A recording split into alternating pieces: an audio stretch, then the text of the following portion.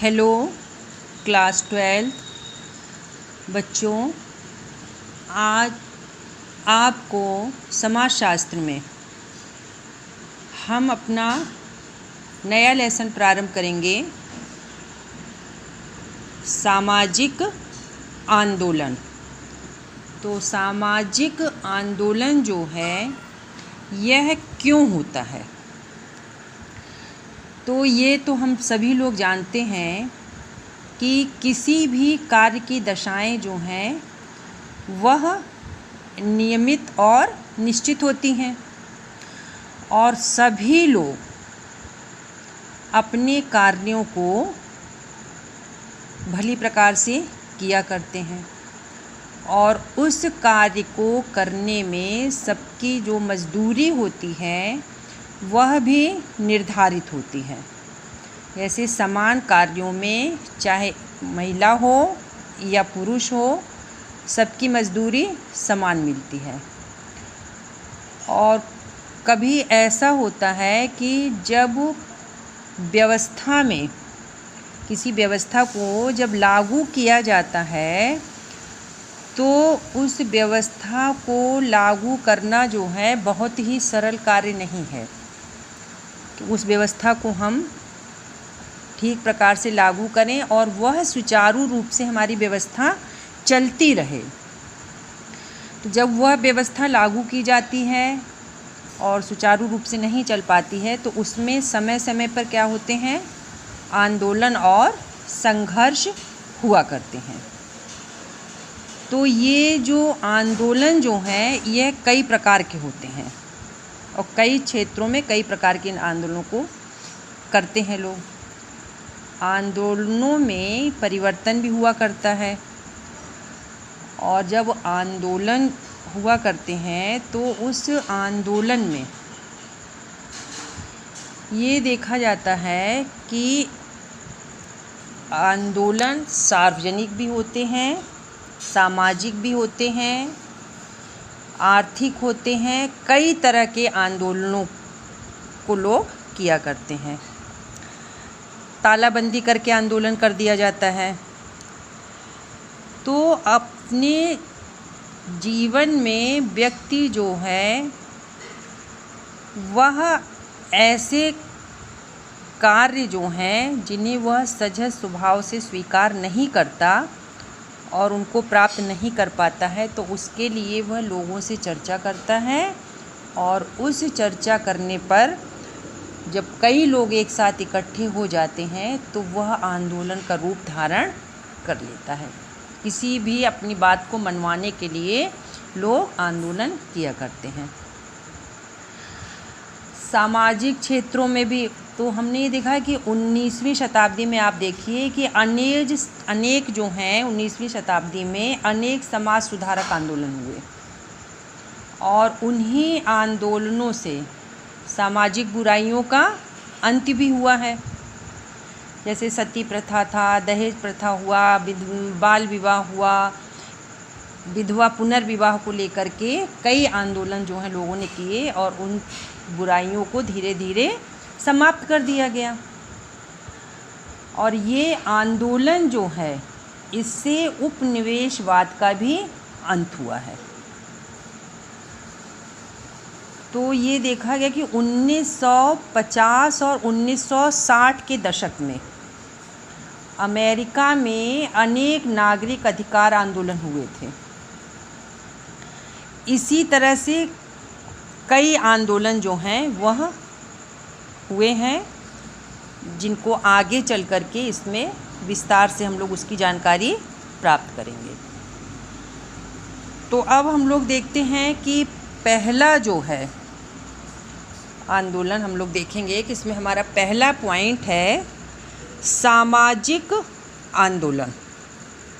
पहला पॉइंट हमारा सामाजिक आंदोलन है। तो सामाजिक आंदोलन जो हैं वो कैसे हुए कि समाज जो है इसमें कुछ रीत रिवाज, राजनीतिक नियम होते हैं जो सामाजिक व्यवस्था में शिथिलता या भ्रष्टाचार फैलाने लगते हैं और जब यह इनको समाज से दूर करने के लिए प्रयास किया जाता है, संगठन जब आगे बढ़ता है तो वह संगठन क्या है, उसी को हम सामाजिक आंदोलन कहते हैं। और इस आंदोलन का मुख्य प्रयोजन क्या होता है, किसी न किसी सामाजिक या राजनीतिक समस्या का समाधान करना होता है। तो सामाजिक आंदोलन को कुछ विद्वानों ने परिभाषित करते हुए कहा है। तो पहली परिभाषा हम लोग लेंगे Oxford English dictionary. Oxford English dictionary, इन्होंने क्या कहा है उसमें कि सामाजिक आंदोलन किसी लक्ष्य की प्राप्ति के लिए व्यक्तियों द्वारा किया जाने वाला प्रयास है। सामाजिक आंदोलन किसी लक्ष्य की प्राप्ति के लिए व्यक्तियों द्वारा किया जाने वाला प्रयास है। फिर इन्होंने कहा है कि जब समाज में आंदोलन किसी सामूहिक व्यवहार से पृथक करना जो है वह क्या होता है, कठिन हो जाता है। फिर दूसरी परिभाषा दी गई है हर्बर्ट ब्लूमर ने। हर्बर्ट ब्लूमर ने कहा है, नवीन व्यवस्था की स्थापना के लिए किया गया सामाजिक प्रयास सामाजिक आंदोलन कहा जाता है। नवीन व्यवस्था की स्थापना के लिए किया गया सामूहिक प्रयास सामाजिक आंदोलन कहा जाता है। ये परिभाषा थी हर्बर्ट ब्लूमर की। और अब तीसरी परिभाषा है हमारी एल्ड्रिज तथा मेरिल। एल्ड्रिज तथा मेरिल, इन्होंने कहा है कि सामाजिक आंदोलन रूढ़ियों में परिवर्तन के लिए अधिक या कम मात्रा में चेतन रूप से किए गए प्रयास हैं। सामाजिक आंदोलन रूढ़ियों में परिवर्तन के लिए अधिक या कम मात्रा में चेतन रूप से किए गए प्रयास है। और अब चौथी परिभाषा है हमारी हार्टन एवं हट के अनुसार। हार्टन एवं हट, इन्होंने कहा है कि सामाजिक आंदोलन समाज अथवा इसके सदस्यों में परिवर्तन लाने अथवा उसका विरोध करने का सामूहिक प्रयास है। उन्होंने क्या कहा कि सामाजिक आंदोलन समाज अथवा इसके सदस्यों में परिवर्तन लाने अथवा उसका विरोध करने का सामूहिक प्रयास है, कि इसको सब लोग मिलकर एक साथ करते हैं। तो ये तो हमारे विद्वानों की परिभाषाएं थीं कि उन्होंने आंदोलन के बारे में बताया। अब हमारा अगला टॉपिक है सामाजिक आंदोलन के लक्षण। सामाजिक आंदोलन के लक्षण अथवा सामाजिक आंदोलन की विशेषताएं। तो सामाजिक आंदोलन के लक्षण और विशेषताओं में इसमें किसी विशेष उद्देश्य की पूर्ति के लिए कोई संगठन, किसी विशेष उद्देश्य की पूर्ति के लिए कोई संगठन जो है वह जन समूह किसी भी प्रकार की मांग करता है तो वह आंदोलन का रूप होता है। जब किसी भी चीज़ की हम मांग करेंगे तो मांग करने से ही वह मांग पूरी नहीं हो जाती है। तो उस मांग को जब हम करते हैं तो वह मांग करना ही हमारा ये आंदोलन का रूप धारण कर लेता है या आंदोलन हो जाता है। तो आंदोलन जो है ये नहीं कहेंगे कि किसी एक ही जगह पर होता है। आंदोलन हर देश में समय पर होते रहते हैं और इस आंदोलन में जो आंदोलन हर जगह पर समय समय पर होते हैं तो उसकी कुछ प्रमुख जो है बातें हुआ करती हैं कि आंदोलन के अंतर्गत कैसे आंदोलन किया जाता है, उसकी कुछ प्रमुख बातें हुआ करती हैं। तो आइए अब हम लोग देखेंगे कि वो कौन सी प्रमुख बातें हैं। तो उसमें पहला हमारा पॉइंट है संगठित योजनाओं पर आधारित। पहला पॉइंट संगठित योजनाओं पर आधारित। तो संगठित योजनाएं क्या हैं? ये जो है आंदोलन का ऐसा स्वरूप है जहाँ सामाजिक, धार्मिक तथा राजनीतिक, चाहे वह जैसी भी हों ये चीज़ें, उसका संचालन कोई न कोई संगठित समूह ही करता है। चाहे वह राजनीतिक हो, चाहे धार्मिक हो या सामाजिक हो, वो स्वयं नहीं होता है, उसका संचालन करने के लिए किसी समूह का संगठन या गठन किया जाता है। जैसे हम लोग ले लें भारत में महंगाई के विरुद्ध आंदोलन, ये क्या है, अनेक इसमें संगठित राजनीतिक दल जो हैं वह इसमें लगे रहते हैं। जैसे अब था सती प्रथा, बाल विवाह के विरुद्ध आंदोलन, आर्य समाज, ब्रह्म समाज, ये सब क्या थी, संगठित संस्थाएं थीं और इसमें जो है इन्होंने राष्ट्रीय आंदोलन में भारत के सभी संगठनों में जाति पात, रंग, लिंग, भेद तथा भाव को भुला करके भाग लिया। ये नहीं था कि इसमें केवल यह जो है इसमें ब्राह्मण ही लोग सम्मिलित थे या इसमें केवल व्यापारिक वर्ग सम्मिलित था। इसमें सभी वर्ग के लोग जो थे उनका न किसी की कोई जाति देखी गई, न किसी का लिंग, न कोई भेद, ये सब चीज़ों को हटा करके इस आंदोलन को किया गया था।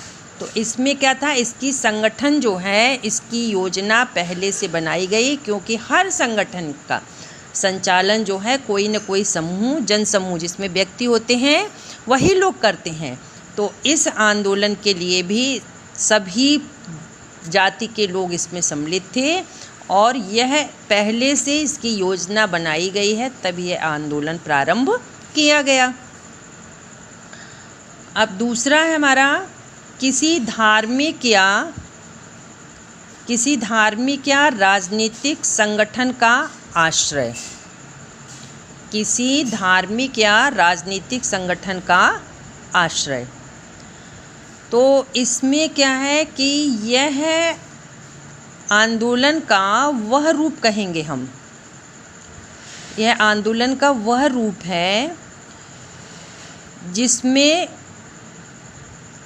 सफलता के लिए किसी धार्मिक, आर्थिक या राजनीतिक संगठन का होना आवश्यक होता है। जैसे अब धार्मिक संगठन के लिए हम आंदोलन करेंगे तो उसमें धार्मिक संगठन में जितने भी उस धर्म से जुड़े हुए व्यक्ति होंगे वह उस संगठन में सम्मिलित होंगे और कुछ राजनीतिक लोग भी सम्मिलित हो जाते हैं। तो इन संगठनों की शक्ति के सम्मुख जब जन समूह तथा सरकार दोनों क्या होते हैं, झुक जाते हैं।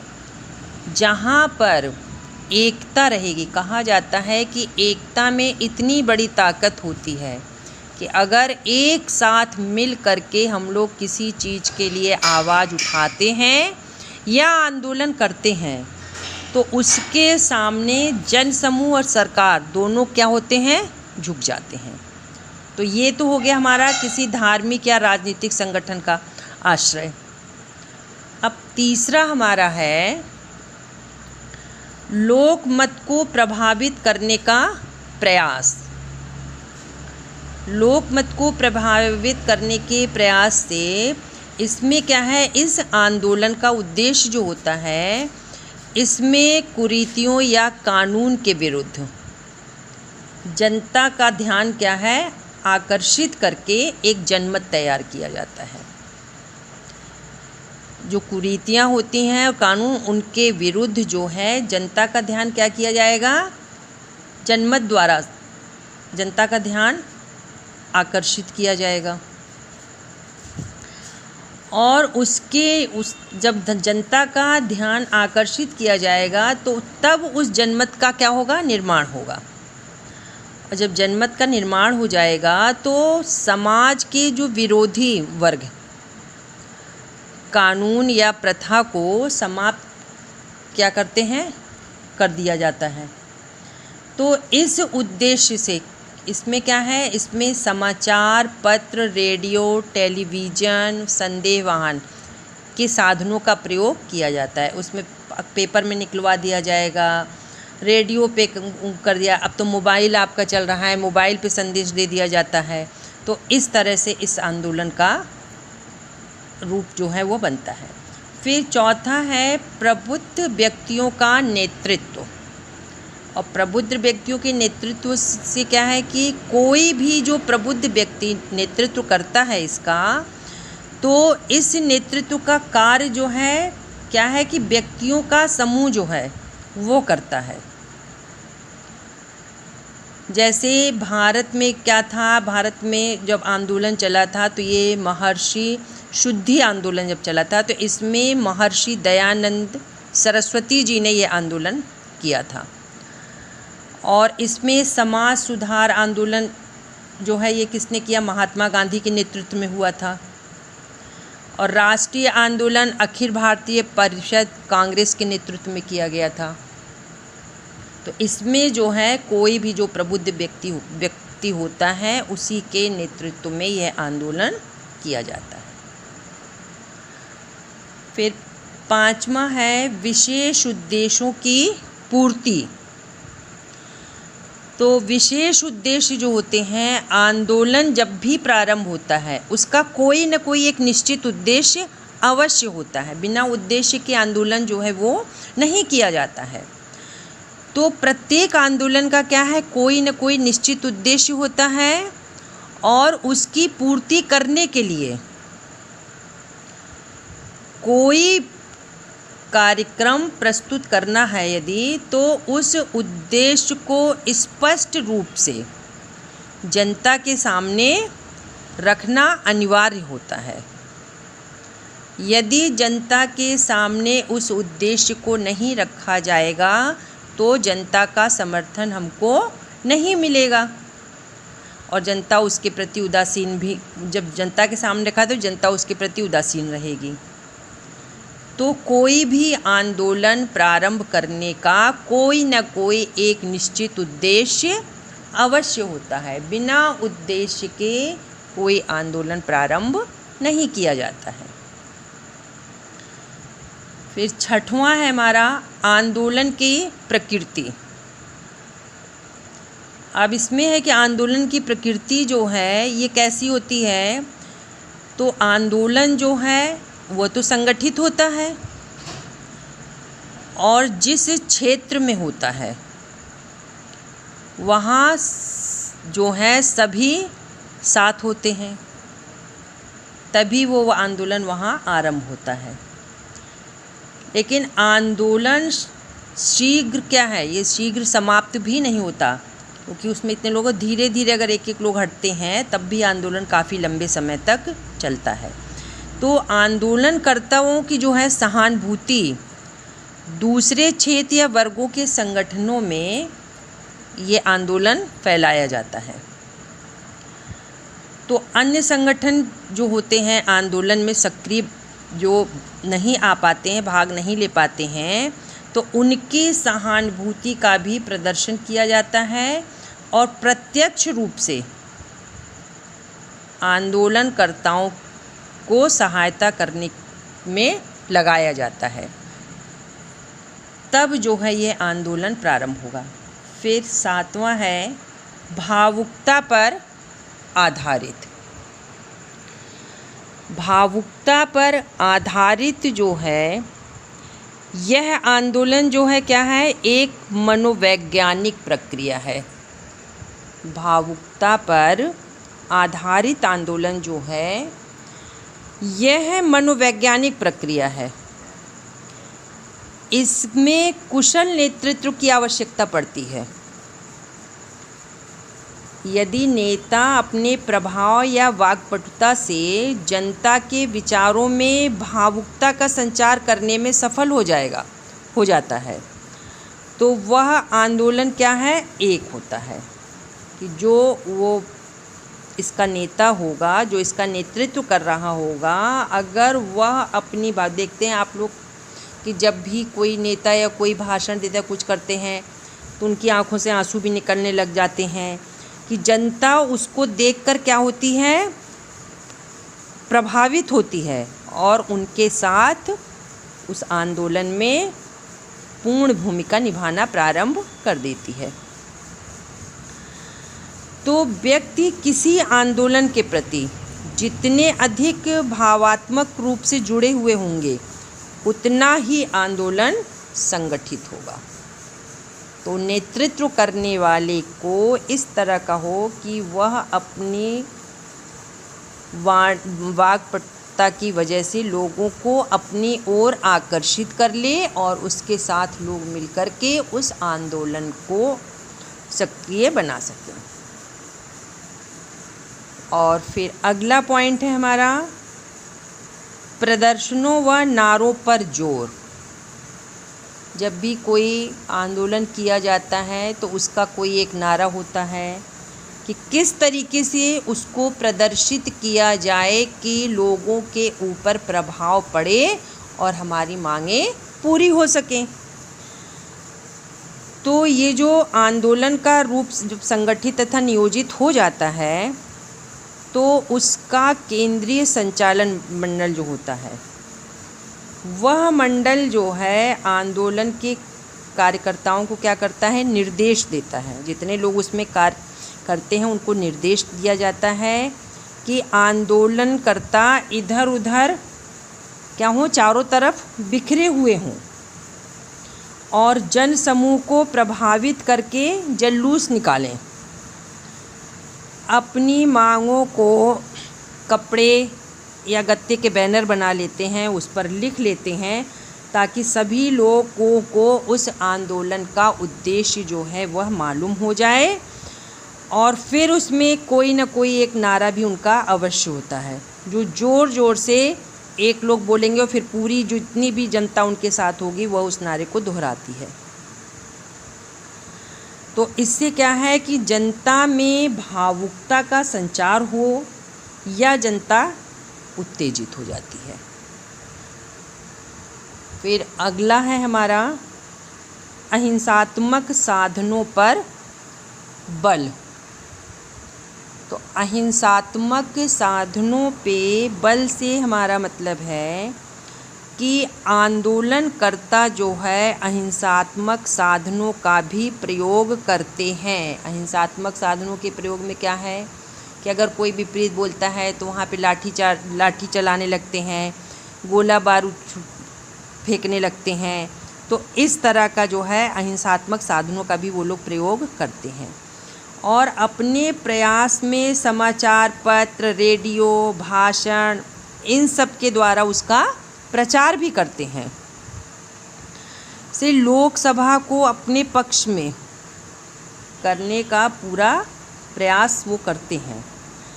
और अपने जो कार्यक्रम होते हैं, हड़ताल है, धरना है, भूख हड़ताल है, बहिष्कार है, सत्याग्रह है, इन सब साधनों का प्रयोग करके जनता तथा सरकार का ध्यान जो है वो क्या करते हैं, अपनी कठिनाइयों की ओर आकर्षित करते हैं।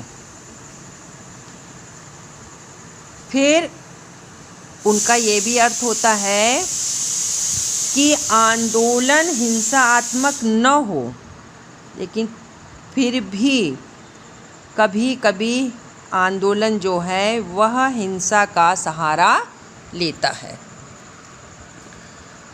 फिर उसके बाद हमारा अगला पॉइंट इसी का है, अगला और इसका पूर्व सूचित एवं निर्धारित। पूर्व सूचित एवं निर्धारित जो है, यह आंदोलन को प्रारंभ करने से पूर्व आंदोलन की क्या रूपरेखा तैयार की जाती है, और उस रूपरेखा को जब तैयार कर लेते हैं तो एक निश्चित तिथि की सूचना सरकार को या जहाँ भी देनी होती है उनको दी जाती है, और उस निश्चित व निर्धारित तिथि तक मांगों पर विचार यदि नहीं होता है तो आंदोलन को प्रारंभ कर दिया जाता है। से भारत में गौरक्षा आंदोलन को समय समय पर आरंभ किया गया था। सरकार ने धर्म संगठनों के नेताओं अथवा आचार्यों की प्रार्थनाओं पर ध्यान जब नहीं दिया तो यह आंदोलन प्रारंभ किया गया। तो पहले किसी भी आंदोलन को जब किया जाता है तो उसकी रूपरेखा निर्धारित व निश्चित की जाती है, और उसकी सूचना जो होती है वह सरकार को दे दी जाती है कि अगर हमारी मांग इस तारीख तक नहीं पूरी हुई तब हम लोग आंदोलन जो है वह करेंगे, और यदि पूरी हो जाती है तो आंदोलन नहीं किया जाता है, और नहीं पूरी होती है तो आंदोलन किया जाता है। तो ये हमारा जो टॉपिक था, सामाजिक आंदोलन के लक्षण अथवा सामाजिक आंदोलन की विशेषताएं। तो इसमें 10 पॉइंट आप लोगों को हमने बताए। पहला हमारा पॉइंट था संगठित योजनाओं पर आधारित। दूसरा, किसी धार्मिक या राजनीतिक संगठन का आश्रय। तीसरा, लोकमत को प्रभावित करने का प्रयास। चौथा, प्रबुद्ध व्यक्तियों का नेतृत्व। पांचवा, विशेष उद्देश्यों की पूर्ति। छठा, आंदोलन की प्रकृति। सातवां, भावुकता पर आधारित। आठवां, प्रदर्शनों व नारों पर जोर। और नौवां, अहिंसात्मक साधनों पर बल। और 10वां था पूर्व सूचित एवं निर्धारित। तो ये तो हो गया सामाजिक आंदोलन के लक्षण या सामाजिक आंदोलन की विशेषताएं। अब हमारा जो है दूसरा टॉपिक है सामाजिक आंदोलन के सिद्धांत अथवा सामाजिक आंदोलन के कारक। तो अब हम लोग इस पॉइंट को देखते हैं कि सामाजिक आंदोलन क्यों होते हैं। प्रश्न ये उठता है कि सामाजिक आंदोलन क्यों होते हैं और सामाजिक आंदोलनों का क्या कारण है। तो इसमें हम लोग ये देखेंगे कि सामाजिक आंदोलन क्यों होते हैं, क्या कारण है और इसका जिम्मेदार कौन है। तो सामाजिक आंदोलन जो हैं वह अनेक प्रकार के हो सकते हैं। सामाजिक आंदोलनों के लिए जिम्मेदार कारक भी अनेक हो सकते हैं। तो उन कारकों में से हम लोग कुछ कारकों के लिए जो विशेष कारक हैं उसके बारे में हम लोग आगे अब इसमें पढ़ते हैं। तो इसमें हमारा पहला कारक है रीत रिवाजों की प्राचीनता। रीत रिवाजों की प्राचीनता। तो इसमें ये देखेंगे कि प्रत्येक समाज जो है उसके अपने जो हैं रीति रिवाज प्रचलित होते हैं।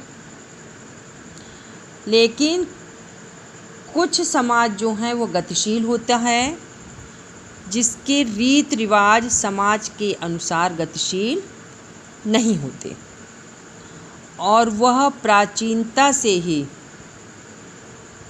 उसमें लगे रहते हैं। तो वे समाज क्या होते हैं, उनकी आवश्यकताओं की पूर्ति नहीं कर पाते, तो समाज का कोई ना कोई वर्ग उसके विरुद्ध आंदोलन करने का प्रयास करता है।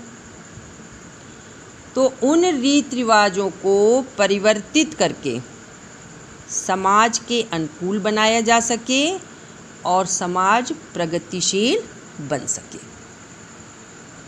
तो ये हो गया रीति रिवाजों की प्राचीनता। और अब इसका दूसरा टॉपिक है स्थिति व कार्य में असंतुलन।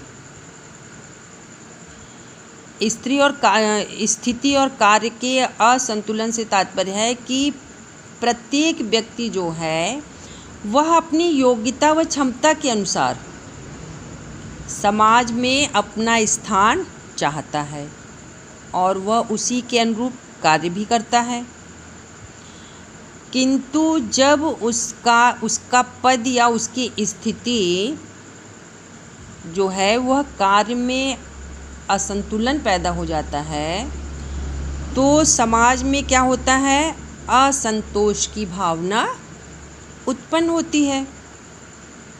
तो उसका परिणाम जो है वह सामाजिक आंदोलन होता है। और इसमें हम देखेंगे कि अक्सर जो है आधुनिकता की ओर समाज में अक्सर ऐसा होता रहता है। फिर तीसरा हमारा पॉइंट है इसका सांस्कृतिक विलंबना। तो सांस्कृतिक विलंबना जो है, संस्कृति क्या है, भौतिक और अभौतिक, इसमें दो तत्व होते हैं संस्कृति में, भौतिक और अभौतिक। तो भौतिक तत्व जो हैं वह आविष्कारों द्वारा जो उपलब्धियां प्राप्त होती हैं उन्हें भौतिक, और अभौतिक तत्व जो हैं वो हमारे रीत रिवाज, परंपराएं, रूढ़ियाँ, ये सब होती हैं। तो जो अभौतिक तत्व हुए, तो सामाजिक आदर्शों में जो प्रथाएं हैं, सामाजिक मूल्य हैं, इनको जब सम्मिलित किया जाता है तो हमारे जो भौतिक आविष्कार होते हैं वो क्या होते हैं, तीव्र गति से विकसित होते हैं। और जब वो तीव्र गति से विकसित होते हैं तो समाज के रीत रिवाजों में इतनी तीव्र गति से परिवर्तन नहीं होता, क्योंकि रीत रिवाज जो हैं वह पहले प्राचीन समय से चले आ रहे हैं, तो उसमें परिवर्तन नहीं हो पाता है, और जो हमारे भौतिक होते हैं उनमें परिवर्तन होता रहता है। तो संस्कृति का जो एक पक्ष है, भौतिक पक्ष ले लीजिए, जो संस्कृति का एक पक्ष तो भौतिक हो गया और दूसरा पक्ष क्या हो गया, अभौतिक हो गया। तो इस भौतिक और अभौतिक संस्कृति के बारे में अकबर ने कहा है कि इन्होंने संस्कृति विलंबना कहा है इसे। अकबर ने इसे संस्कृति विलंबना कहा है। तो इस विलंबना के कारण जो पिछड़े वर्ग के असंतोष उत्पन्न हुआ है, जो पिछड़े वर्ग के लोग हैं जिनमें असंतोष उत्पन्न हुआ, उनमें असंतोष उत्पन्न हुआ है, और वह असंतुष्ट वर्ग जो होता है अपनी स्थिति को उन्नत करने के लिए संगठित होता है, और संगठित होकर के क्या करता है, आंदोलन करता है। अब भारत में स्त्रियों की स्थिति क्या थी? अब स्त्रियों की स्थिति जो है वो ऊंची हो गई है। उससे पहले स्त्रियों का समाज में ऊंचा स्थान नहीं था। तो इस स्थिति में ऊंचा उठने के लिए स्त्रियों ने संगठित होकर आंदोलन किया, और आंदोलन जब किया तो भारत में क्या हुआ, उन स्त्रियों में सुधार हुआ और उनके आंदोलन को काफ़ी सहायता भी दी गई थी। फिर चौथा हमारा है आर्थिक क्षेत्र में असंतोष। आर्थिक क्षेत्र में असंतोष की भावना जो होती है वह तीव्र हो जाने से जो निर्धन वर्ग होता है वह असंतुष्ट हो जाता है और आर्थिक दशा में परिवर्तन लाने के लिए वह आंदोलन करता है। तो आर्थिक असंतोष जीवन के सभी पहलुओं को प्रभावित भी करता है।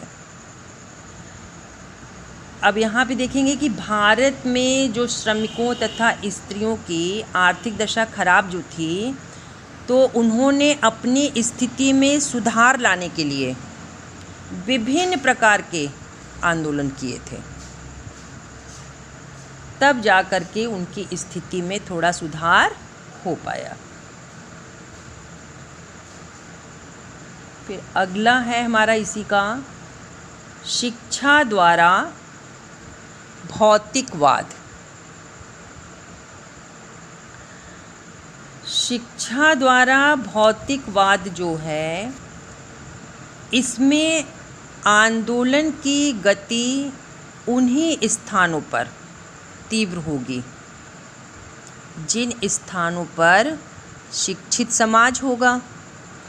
शिक्षित समाज के व्यक्ति जो हैं वह लोगों में जागृति पैदा कर सकते हैं, क्योंकि वे स्वयं भी जागृत होते हैं। जो स्वयं जागृत होगा वही दूसरे लोगों में जागृत चेतना उत्पन्न करने का प्रयास कर सकता है और कर भी देता है। तो शिक्षा द्वारा जो भौतिकवाद का प्रसार सामाजिक आंदोलन का वास्तविक कारक है। तो यदि देखा जाए तो यदि शिक्षित व्यक्ति बेरोजगार है, किसी सरकारी नीति के विरोध में उठ खड़ा हुआ, तो ऐसी स्थिति में आंदोलन काफ़ी भयानक हो सकता है।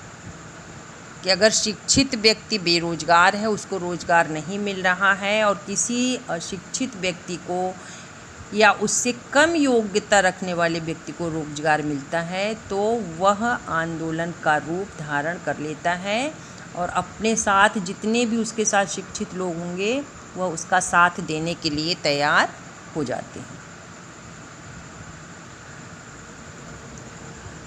फिर छठवां है हमारा सामाजिक वर्गों में असंतोष।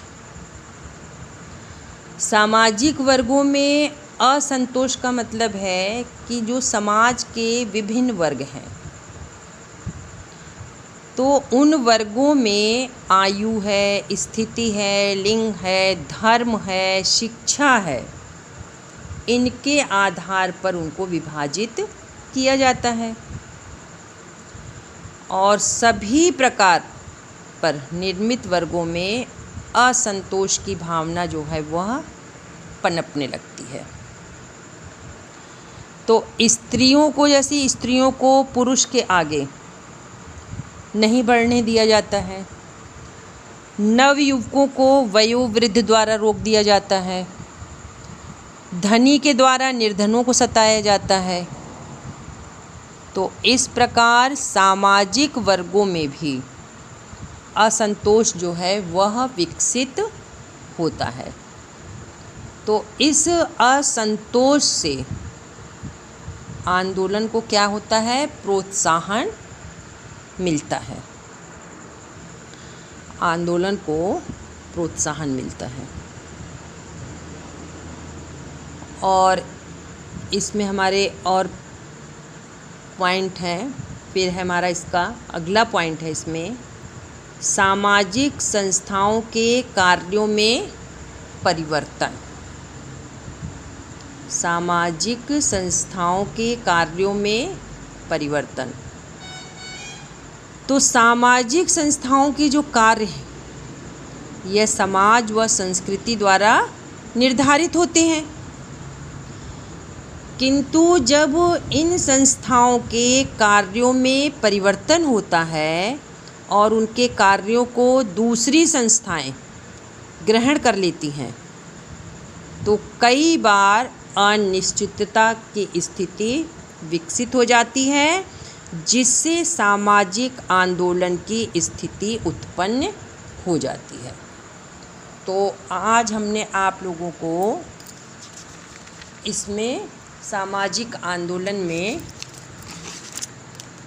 7 पॉइंट तक बता दिए हैं और इसके जो बाकी पॉइंट्स हैं उनको आगे आप लोगों को बताएंगे। अभी कुछ पॉइंट्स और बचे हुए हैं तो इनको अब कल बताएंगे आप लोगों को।